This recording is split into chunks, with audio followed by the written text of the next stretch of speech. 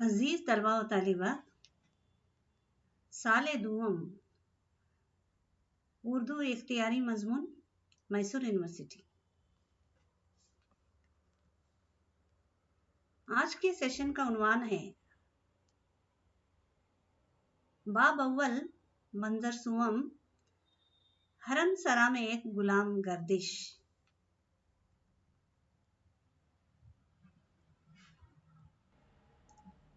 اس session کے مین content ہے، اس میں دل آرام کی فطرت کو ایک عورت کی روپ میں دیکھنے کو ملتی ہے۔ دل آرام سلیم اور انارکلی کی محبت برداشت کرنے کے مناظر۔ سلیم اس کا محبوب اور انارکلی اس کی رقیب ہے۔ دل آرام انتقام کی آگ میں جلنے کے مناظر۔ انارکلی سلیم کی یاد میں کھوئی کھوئی رہنا۔ سوریا انارکلی کو محفوظ اور خوش رکھنے کی کوشش کرنا۔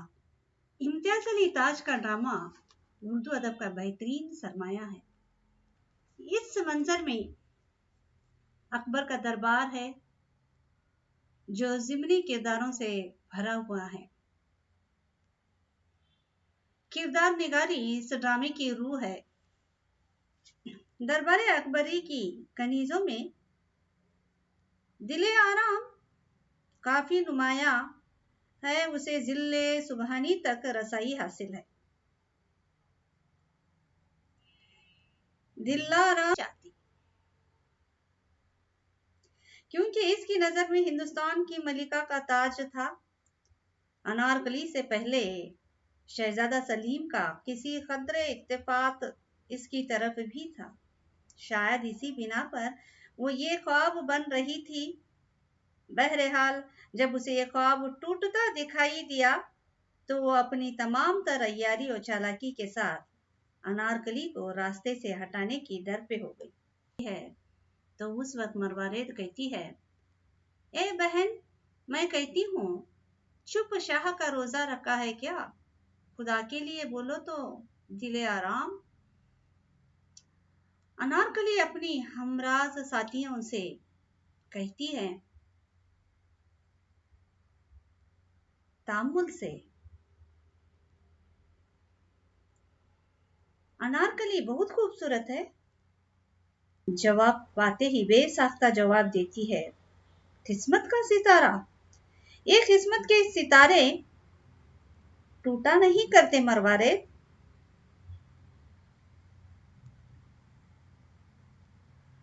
لیکن مروارید کا پہیلیوں کے انداز میں جواب دیتی ہے، خوب ٹوٹتے ہیں لیکن جب ٹکر کھاتے ہیں۔ جواب میں دل آرام کہتی ہے، تو مروارید آج رات 2 تارے ٹکرائیں گے، کیا خبر کون سا ٹوٹے؟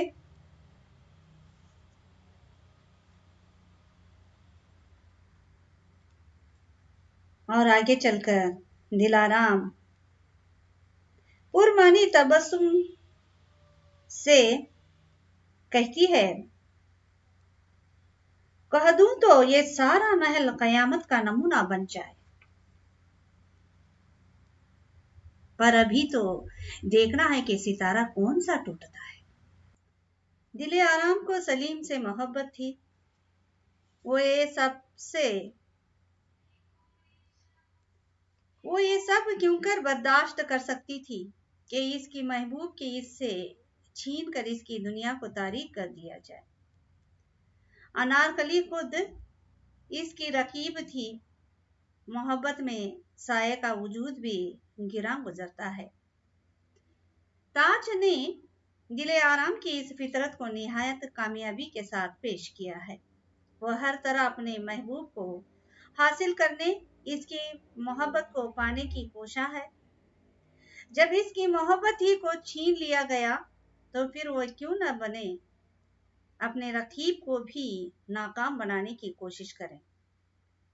दिल आराम का जज्बे इंतकाम,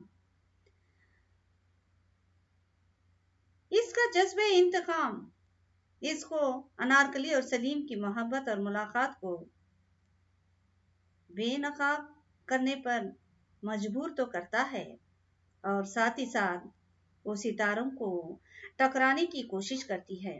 अनारकली को इसके दिल की बात मालूम है।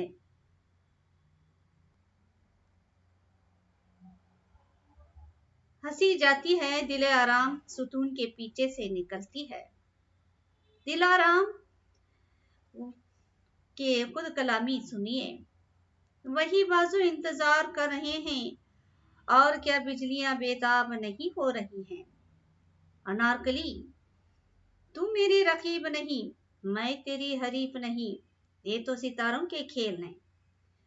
कौन इनकी पुरअसरार चाल को समझ सकता है और कौन जाने जब वो टकराएंगे तो फिर क्या होगा।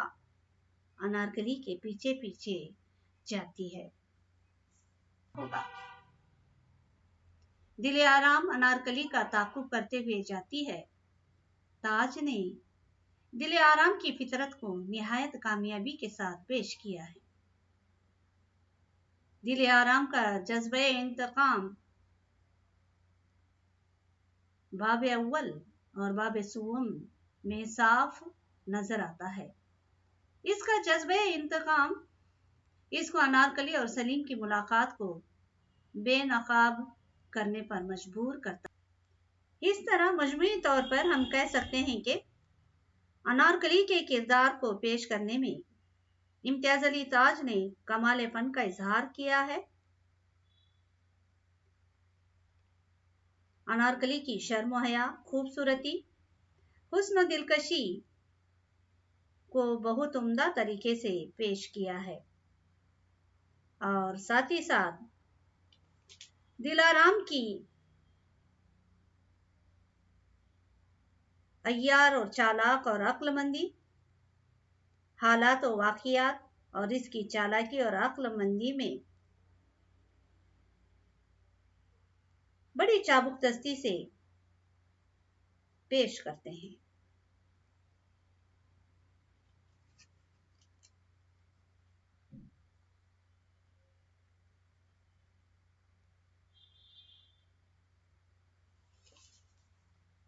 शुक्रिया।